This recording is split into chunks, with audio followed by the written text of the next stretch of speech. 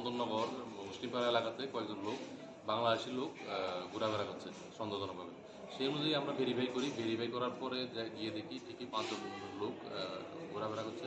ওদেরকে জিজ্ঞাসাবাদ করার পরে ওরা প্রথম সাসপেক্টের কথা বলছিল, সঙ্গে ওদেরকে চেক করার পর ওদের কাছ থেকে আমরা কিছু বাংলাদেশ কারেন্সি উদ্ধার করি এবং সঙ্গে সঙ্গে ওদেরকে আমরা জিজ্ঞাসাবাদ করার পরে ওরা কোনো ভ্যালিড কোনো পাসপোর্ট বা ডকুমেন্ট কোনো কিছু দেখাতে পারেনি। সেই হিসাবে আমরা অ্যারেস্ট করি এবং ওদের জিজ্ঞাসাবাদ মূলে ওদেরকে যারা হেল্প করেছে একজন ইন্ডিয়ান ন্যাশনাল, ওনাকে আমরা গ্রেপ্তার করি। গ্রেপ্তার করে এখন ওদেরকে আমরা পুলিশ রিমান্ডে নিয়ে এসেছি। তারা কোন জায়গায় জিজ্ঞাসা কীভাবে এসছে সেটা বলেছে? ওরা এই নরসিংগড় এলাকা দিয়ে এসেছে এই ইন্ডিয়ান টাউনের সহায়তায়।